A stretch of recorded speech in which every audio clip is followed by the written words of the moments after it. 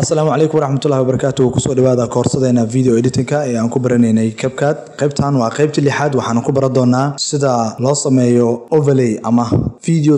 loo dhexgeliyo sidoo kale qaybtan waxaan ku baranaynaa sida loo sameeyo video behind the text macnaha qoraal oo video ka dambeeyo marka hore waxaan ku soo darsanaynaa muuqaalkan meesha noo yaala muuqaalka marka in soo dhigano muuqaalkan waxaan rabnaa qaybtan kore inaan bedelno oo aan ka dhigno sida qorax dhac oo kale ama caad oo kale cirka inuu lahaado si aan u sameeyno marka waxaan ku soo darsanaynaa muuqaal kale tusaale ahaan waxaan ku soo darsanaynaa muuqaalkan markii aan ku soo darno noo soo dhig meesha timeline-ka okay sida ku muuqato marka muuqaalkan wuxuu leeyahay buuro iyo wuxuu leeyahay caad qoraxdana meeshaas ay ka muuqataa sidee marka u dhexgeli karnaa videoga hore ee meesha noo yaala waxa loo yaqaanaa blend marka hore mode-kan waxa noo saaran normal oo soo fureynaa kadibna waxaan dooranaynaa overlay kuwan kale waxyaabo badan oo loo isticmaalaa jiro mid kasto qaab uu ku haboon yahay isticmaalkiisa ayaa jira balse hadda maanta waxaan isticmaalaynaa overlay markii aan dhahno sida ku muuqato uu isbedelay cirka okay meeshaas ayaa nooga muuqataa qoraxda intana iftiin kale waxa reflection oo kale tooda hadda loo maleyn karaa wax yar videoga aan weyneyna size-kiisa okay dhinacana u soo sakineynaa opacity-gana wax yaraan ka yareyneynaa okay before iyo after aan fiirino marka hore saas u ahaa muuqaalka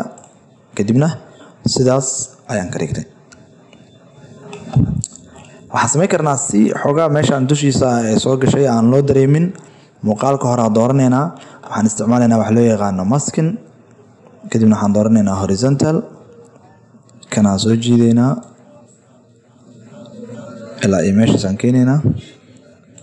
okay si aan looga dareeminna feederka aan badinaynaa xogaa si meesha khafiif oo noqdo aan loo dareemin hal mar marka muuqaalka aan play dhaho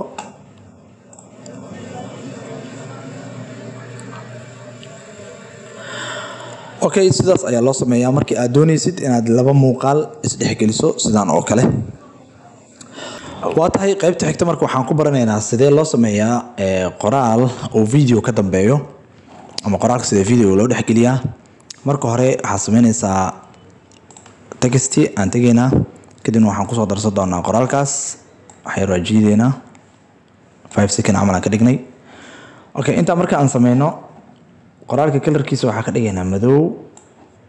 backgroundka qoraalkan waxaan ka dhigaynaa cadaan okay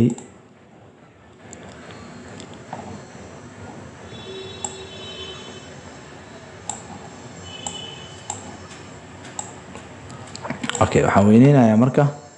backgroundka qoraalka kadibna forta size-keeda ayaan sii weyneynaa si oo page-ka dhan ula ekaado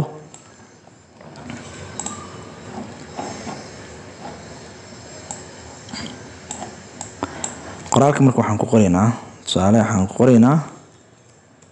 xidig oo kale forta size-keeda ii weyney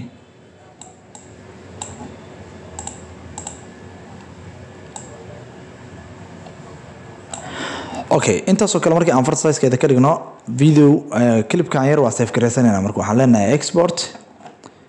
meesha aan ku save gareynayna desktop waa noo dooran tahay waxaan ku qoraynaa xidig export dheh okay save gareynta wuu dhameeyey nagu celi hal mar meesha media nagu qoran tahay qoraalkan waa iska tiraynaa kadibna waxaan tegaynaa import qoraalkii hadda aan save gareysanay oo xidig aan ku qornay noo soo geli clipkan videogaana marka hore soo dhiganaynaa qaybta hoose kadibna qoraalkan soo dul saaraynaa qoraalka markii aan dul saarno waxaan rabnaa marka qoraalka in laga dhex arko videoga ka dambeeyo sidee saas uga dhigi karnaa marka hore waxaad doorataa qaybta kore ee qoraalka noo sameysan kadibna waxaad tagtaa qaybta blendingka normalka kasoo meesha normalka noogu qoran tahay soo fur kadibna waxaad tagtaa screen sida ku muuqato waxaa meesha ka baxay farta madoobeed si qofkaan soconaya madaxiisa oo kale aan u aragno wax yar videogan dooranayna kadibna size-kiisa wax yar weynahayna korna u soo qaad wax yar korna u qaad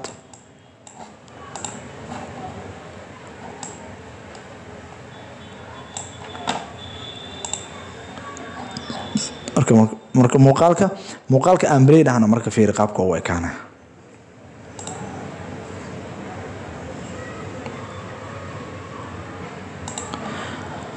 عشركينا ما أنت ماشي أيوة جاي فضلا هدي أجنال كل عصب تهاي سبسكرايب صار أصحاب تعال لو ذاك فيديو جنا لاقده الرأي أم سؤال عقبتني كومنتي كنا أقول صقر وما سنتين دمانتين